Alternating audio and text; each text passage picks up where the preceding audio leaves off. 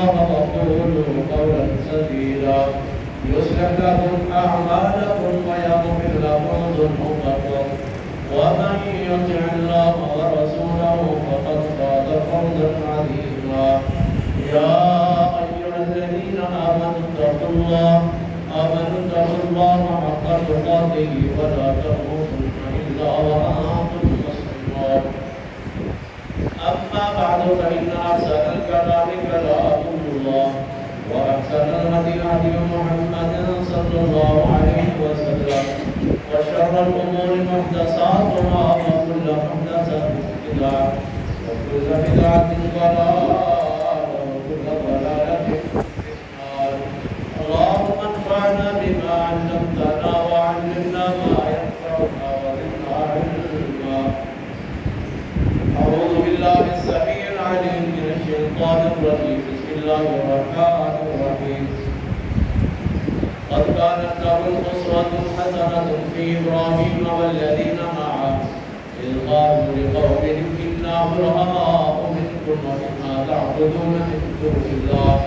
كفرنا بكم بدا بيننا وبينكم العداوة والبغضاء أبدا حتى تؤمنوا بالله وحده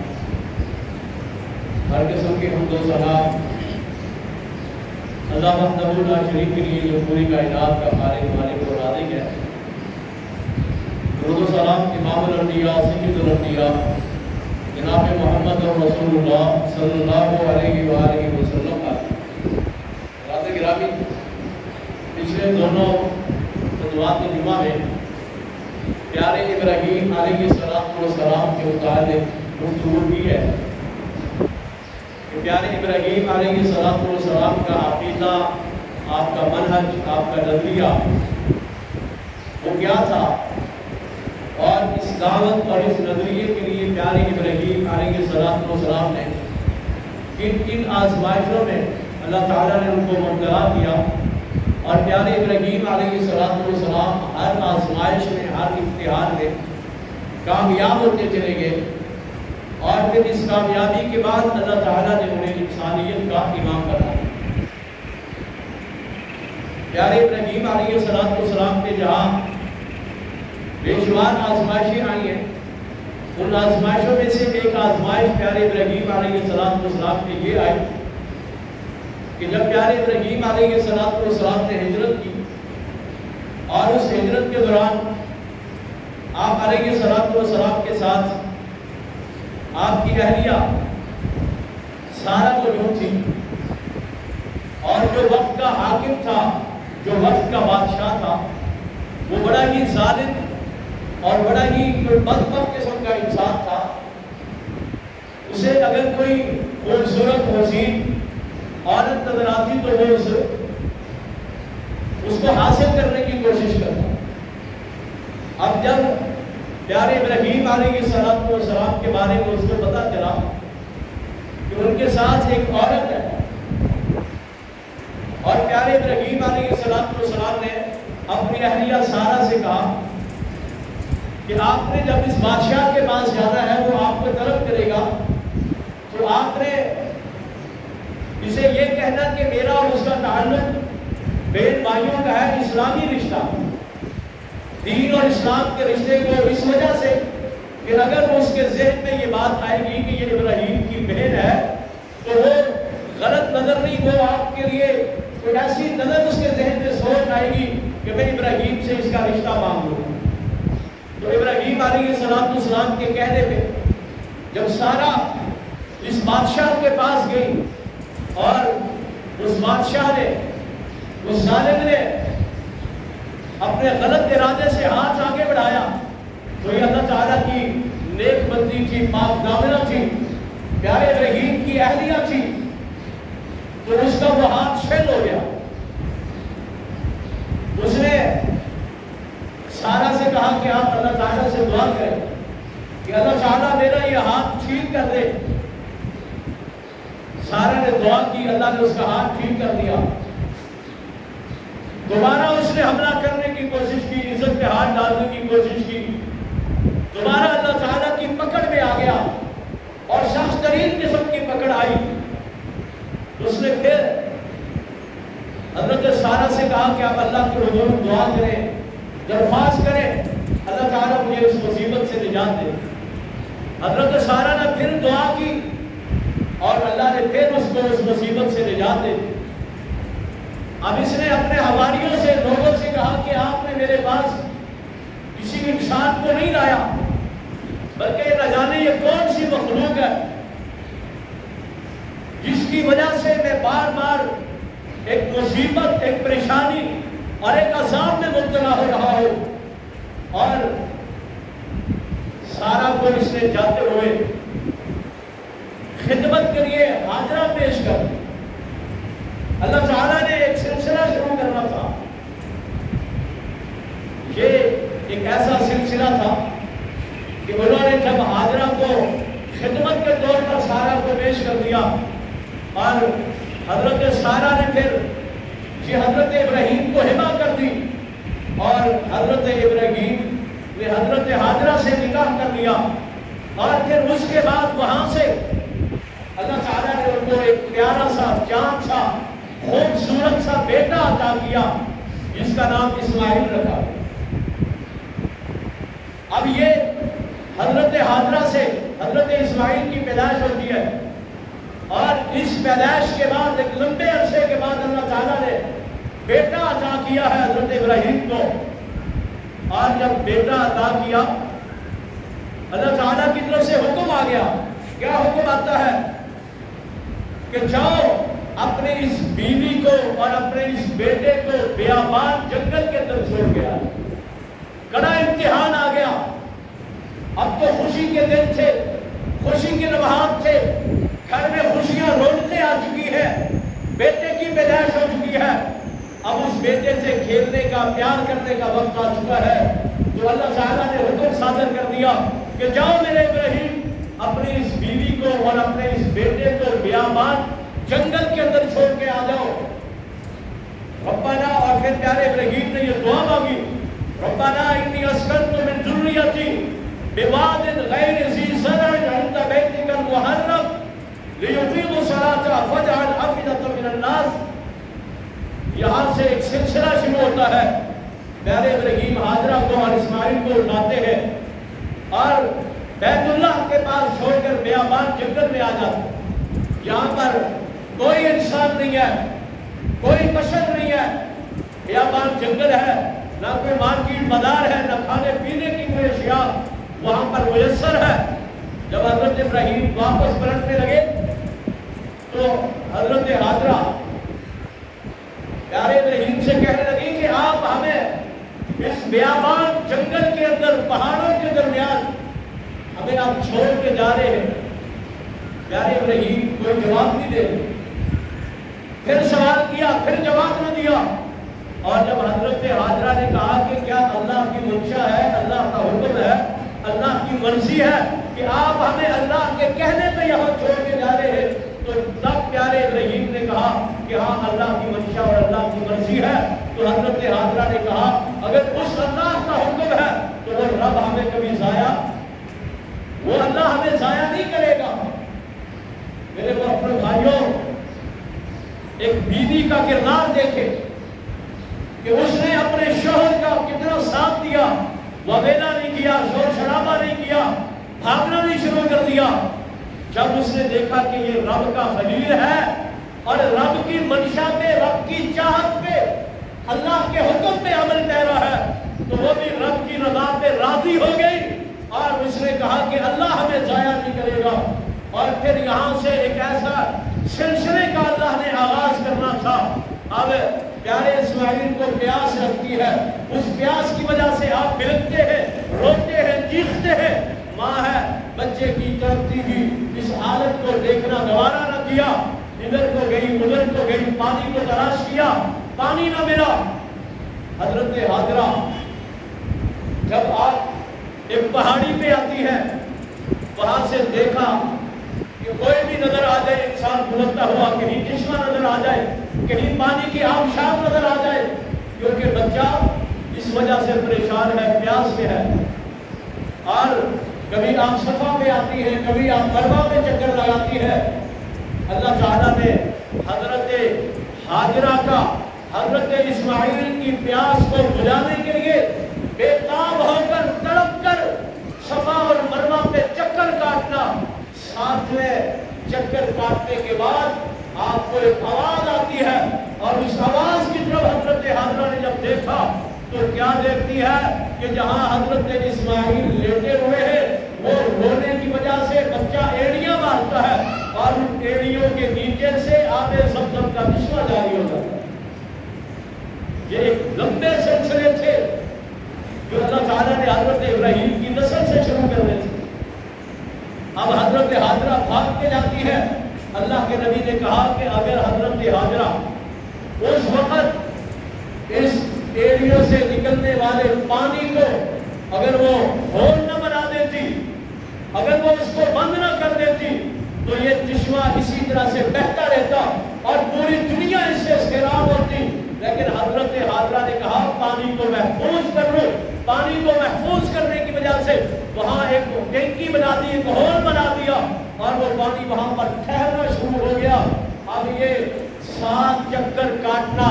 آب زمزم کا جاری ہونا اور پھر میرے رب نے حضرت ابراہیم کی ان قربانیوں کو دیکھتے ہوئے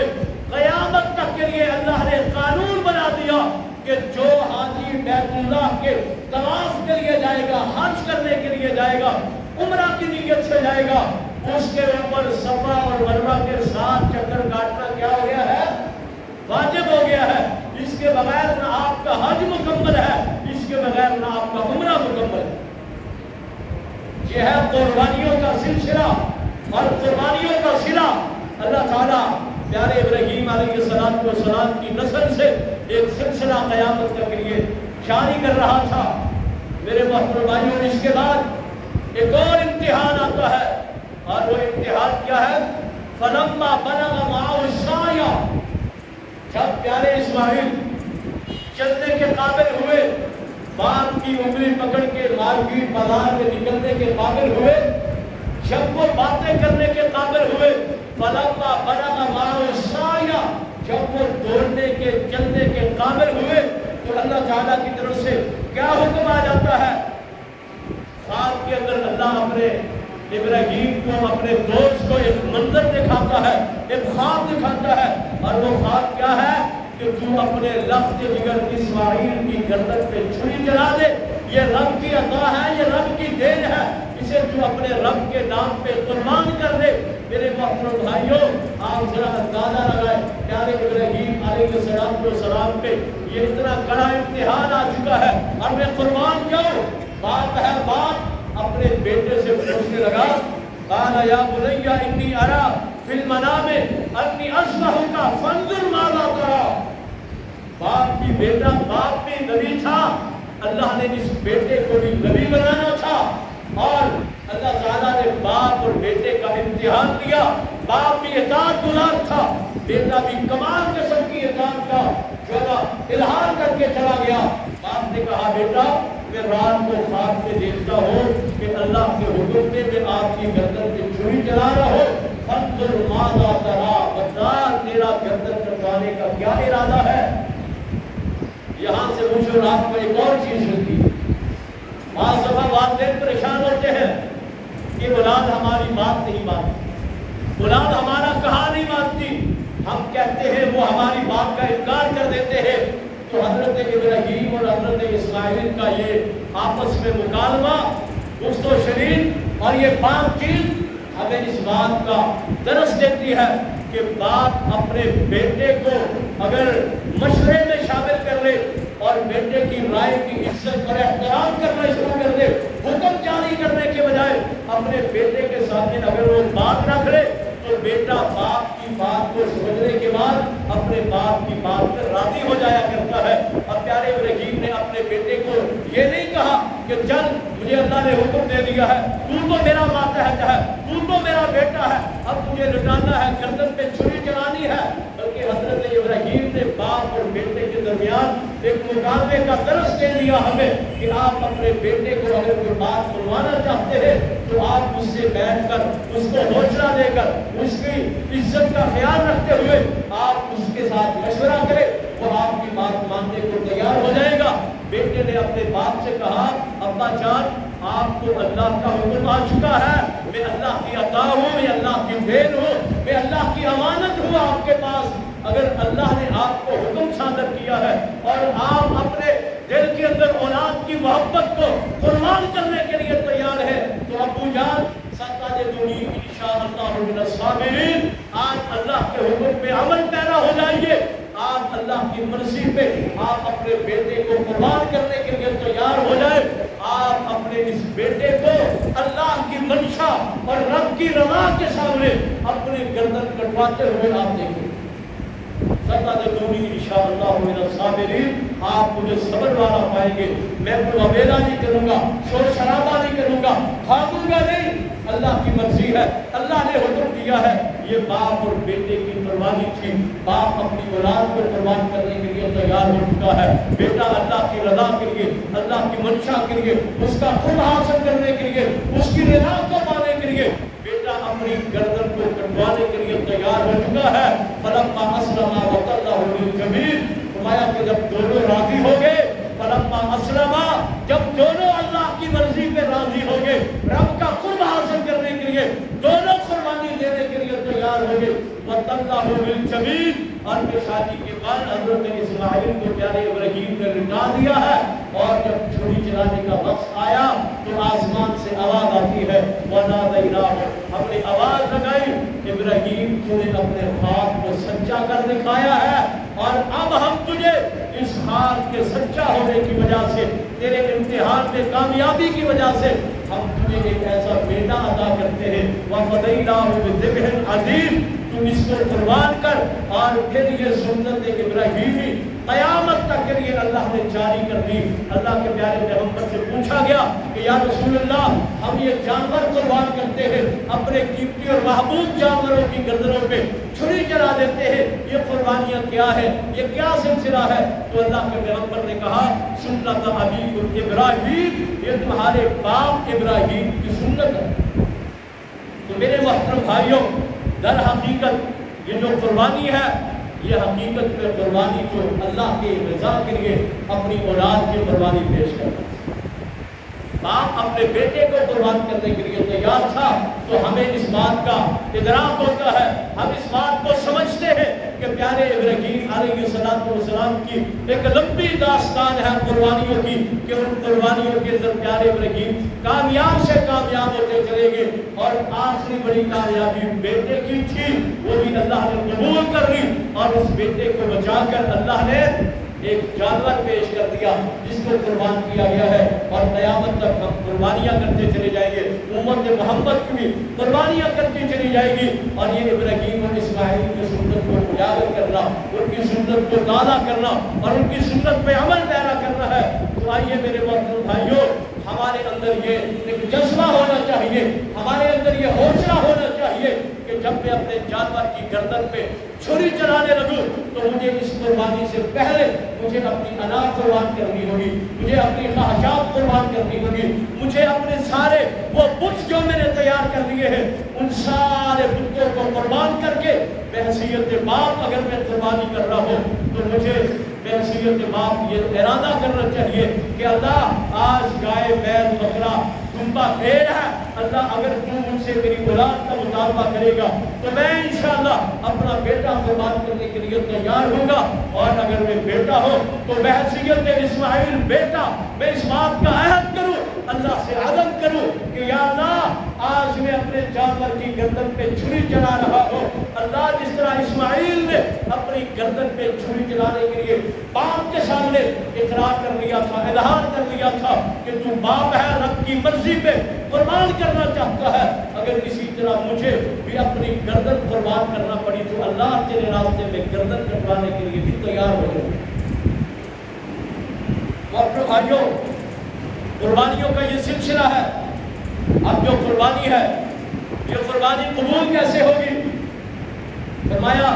لَن يَنَالَ اللَّهُ لُحُومُهَا وَلَا دِمَاؤُهَا وَلَكِنْ يَنَالُهُ التَّقْوَىٰ مِنكُمْ، یہ قربانیاں تقوی کی بنیاد پر قبول ہوتی۔ ریاکاری، نمود و نمائش، لوگوں کو دکھانا، 10 लाख का जानवर है, 20 लाख का जानवर है, हर साल 10 जानवर काटता हो, गली के कोने में टेंट लगता है, सारी दुनिया आती है, अगर तेरे दिल के अंदर तक़वा नहीं है, इखलास नहीं है, लिल्लाहियत नहीं है, खशियत इलाही नहीं है, अल्लाह का कुर्ब हासिल करना नहीं है, तो याद रखिएगा लाख जानवर कुर्बान कर दो, लाख जानवरों का खून बहा दो, खून की नदियां बहा दो, अगर अल्लाह कहता है ला यनालुल्लाहु लुहूमुहा वला दिमाउहा वलाकिन यनालुहु तक़वा मिनकुम, अल्लाह को न तुम्हारे जानवरों का गोश्त चाहिए, न तुम्हारे जानवरों का खून चाहिए, अल्लाह को सिर्फ तुम्हारे दिल का इरादा, तुम्हारे दिल का इखलास और तुम्हारी नीयत का मुखलस होना, अल्लाह को ये दरकार है। तू जे जाए एक बकरा ज़िबह कर दे, या 2 लाख रुपए का जानवर या 10 लाख रुपए का जानवर कुर्बान कर, 10 लाख के जानवर में अगर तक़वा नहीं है तो तेरी कुर्बानी नाकाबिल कबूल है। और अगर 20, 23, 35, 40 हज़ार के बकरे पे 18, 20 हज़ार के हिस्से पे अगर तेरे दिल में तक़वा है तो अल्लाह के यहाँ के लिए कुर्बानी काबिल कबूल है। तो ये कुर्बानी तक़वे की बुनियाद पर कुर्बानी, ये जानवर कौन से होने चाहिए? कुरान मजीद में अल्लाह ताला फरमाते हैं, फरमाया कि कुर्बानी का जानवर बहीमतुल अनआम से होना चाहिए, और इसका तज़किरा अल्लाह ताला फरमाते हैं वलिकुल्लि उम्मतिन जअलना मनसकन लियज़कुरुस्मल्लाहि अला मा रज़क़हुम मिन बहीमतिल अनआम, ऊँट हो, गाय हो, बकरी हो, भेड़ हो, बैल हो, ये जो जानवर हैं इनकी कुर्बानी करना जायज़ है, ये कुर्बानी करना चाहिए। अल्लाह ताला ने इनका नाम लेकर तज़किरा कर दिया है। इसके बाद कुर्बानी की एक और शर्त है, और वो कुर्बानी की शर्त क्या है कि कुर्बानी का जो जानवर है वो शरई हुदूद के मुताबिक हो, यानी कि कोई ऐसा जानवर ना हो जो लंगड़ा हो, काना हो, जो भींगा हो, जो लागर हो, कमजोर हो, जो ऐब वाला हो, ऐसा जानवर अल्लाह के यहाँ कुर्बानी के लिए कबूल नहीं होता। अल्लाह कहता है लन तनालुल बिर्रा हत्ता तुनफिकू मिम्मा तुहिब्बून, अल्लाह ताला तुम्हारी उस चीज़ को उस वक्त तक कबूल ही नहीं करता, लन तनालुल बिर्रा हत्ता तुनफिकू, उस वक्त तक तुम नेकी को पहुंच ही नहीं सकते, यहाँ तक कि जब तुम अल्लाह को दे रहे हो तो अपनी सबसे कीमती, सबसे महबूब चीज़ अल्लाह को पेश न करो। तो जानवर खरीदते हुए कुर्बानी का हमें इस बात का ख्याल रखना चाहिए कि वो जानवर किसी ऐब वाला ना हो, काना ना हो, लंगड़ा ना हो, चलने में प्रॉब्लम ना हो, इसी तरह इंतहाई कमजोर लागर ना हो, ऐसे ऐब वाले जानवर अल्लाह के यहाँ कबूल नहीं होते। कुर्बानी के लिए जानवर को बिल्कुल साफ और बड़ा खूबसूरत जानवर अल्लाह के रास्ते में कुर्बान करना चाहिए। अल्लाह के नबी ने फरमाया ला तज़बहू इल्ला मुसन्नतन इल्ला अन युरसला अलैकुम फतज़बहू जज़अतन, इन शान सही मुस्लिम की हदीस है। फरमाया कि आपने जानवर कुर्बान करना है, ला तज़बहू इल्ला मुसन्नतन, 2 दांतों वाला जानवर ये ज़िबा करना है। उसके बाद फरमाया अगर तुम्हारे लिए मुश्किल है 2 दांता मिलना, अगर आपके लिए मुश्किल है तो 1 साल का जो भेड़ का बच्चा है आप वो अल्लाह के रास्ते में कुर्बान कर सकते। अगर आपके लिए मिलना दुश्वार है, मुश्किल है, सबसे पहले यह है कि आप 2 दांता जानवर अल्लाह के रास्ते में कुर्बान करें। अगर ये नहीं मिल रहा, मजबूरी बन चुकी है, तो फिर 1 साल का भेड़ का बच्चा आप अच्छा जो है ना पला हुआ हो, खूबसूरत हो, मोटा हो, ताज़ा हो, आप ये कुर्बान कर सकते हैं। इसी तरह कुर्बानी वक्त के ऊपर की जाए, वक्त से पहले कुर्बानी की जाना ये भी अल्लाह के यहाँ नाकाबिल कबूल है। अल्लाह के नबी ने फरमाया मन ज़बह क़ब्ल सलाते फ़इन्नमा ज़बह लिनफ़्सिही व मन ज़बह बाद सलाते फ़क़द तम्मा नुसुकुहु व असाबा सुन्नतुल मुस्लिमीन। मैं एक शख्स कुर्बानी करता है, फ़सल्लि लिरब्बिका वनहर, पहले नमाज है, बाद में कुर्बानी है। बाज़ लोग नमाज ईद से पहले कुर्बानी कर देते हैं, तो मैं वो कुर्बानी नहीं है, वो एक आम सदका है, वो एक आम गोश्त आपने जानवर मेरा वो ज़िबा कर दिया है। अगर आपकी कुर्बानी कबूल होगी तो पहले नमाज पढ़नी होगी, उसके बाद कुर्बानी करनी होगी। अगर कुछ लोग नमाज ईद से पहले कुर्बानी करते हो तो वो कुर्बानी नहीं है। और फसल्लि लिरब्बिका वनहर से एक और बात मिलती है कि पहले मुझे नमाजी होना पड़ेगा, उसके बाद मुझे कुर्बानी पेश करनी पड़ेगी। मैं नमाज जो मुसलमान इस्लाम और कुफ्र के दरमियान फर्क पैदा करने वाली चीज़ है, नमाज पढ़ूँ ना, इस्लाम के जो अरकान में से एक रुकन है, میں اس کی ادائیگی نہ کروں، بے نمازی ہوں اور میں قربانیاں پیش کرتا چلا جاؤں، پہلے نماز کی پابندی ہے، اس کے بعد قربانی ہے، تو نماز عید سے پہلے کی جانے والی قربانی وہ قابل قبول نہیں ہے۔ اس لیے جانور اچھا خوبصورت بے عیب جانور تلاش کرنا چاہیے، اور اس کے اندر ایک اور چیز بھی ہمیں شامل کرنی چاہیے، اگر میرا پیسہ حلال کا نہیں ہے، اگر پیسے میں ملاوٹ ہے، حرام کا ہے، تو میرے محترم بھائیوں وہ چیز بھی اللہ کے ہاں ناقابل قبول ہے۔ پاک صاف مال اس سے قربانی کرنی ہے۔ اللہ تعالیٰ سے یہ دعا ہے کہ اللہ تعالیٰ مجھے اور آپ کو صحیح معنوں میں تقوی کی بنیاد پر اللہ قربانیاں کرنے کی توفیق عطا فرمائے۔ اللہ ہمیں سنت ابراہیم و اسماعیل پہ عمل پیرا ہونے کی توفیق عطا فرمائے۔ جزاکم اللہ خیر۔